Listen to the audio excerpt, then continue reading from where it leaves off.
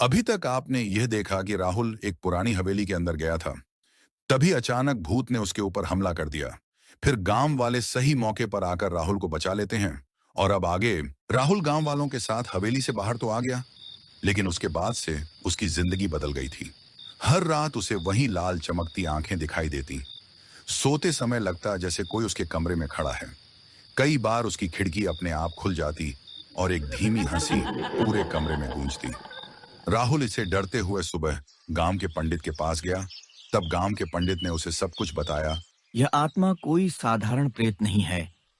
यह हवेली की शापित आत्मा है। इसे तब तक शांति नहीं मिलेगी जब तक इसके मरने का रहस्य उजागर न हो। तब पंडित और राहुल ने मिलकर हवेली का इतिहास खंगालना शुरू किया। पंडित और राहुल गांव वालों के पास जाकर उस हवेली का पूरा राज पता करने लगे।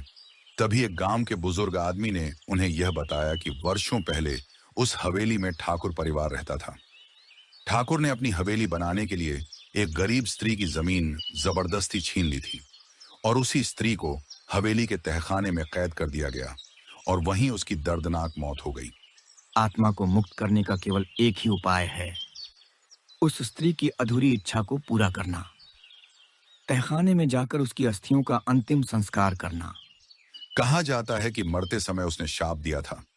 पंडित ने राहुल से कहा यह हवेली अब किसी का घर नहीं बनेगी और जो भी इसमें कदम रखेगा उसकी आत्मा मैं अपने साथ ले जाऊंगी। कि राहुल डरते हुए भी पंडित के साथ हवेली में लौटा। जैसे ही वे तहखाने में पहुंचे, वहां चारों ओर सन्नाटा छा गया। अचानक वही औरत प्रकट हुई, सफेद साड़ी पहनी हुई, लाल आंखें और डरावनी चीख। लेकिन पंडित ये सबसे न डरते हुए मंत्रोच्चारण करना शुरू किया और राहुल ने मिट्टी में दबे अस्थियों को बाहर निकाला। तभी औरत ये देखकर और क्रोधित हो गई। राहुल कांपते हाथों से अस्थियों को आग में रखकर अग्नि संस्कार करने लगा। जैसे ही अस्थियां अग्नि में जलने लगीं, औरत की चीख बंद हो गई और उसका चेहरा शांत हो गया।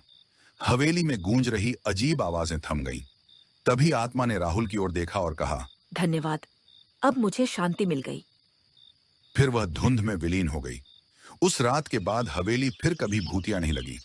गांव वालों ने मिलकर उस जगह पर एक छोटा सा मंदिर बना दिया। और उसके बाद राहुल शहर लौट तो गया, लेकिन उसके दिल में हमेशा वह अनुभव गहरा अंकित रहा। उसने समझ लिया कि हर आत्मा बुरी नहीं होती। कई बार वे सिर्फ न्याय और मुक्ति चाहती हैं। इस तरह पुरानी हवेली का राज का अंत होता है। रहस्य खुलता है, आत्मा को शांति मिलती है और हवेली का शाप टूट जाता है।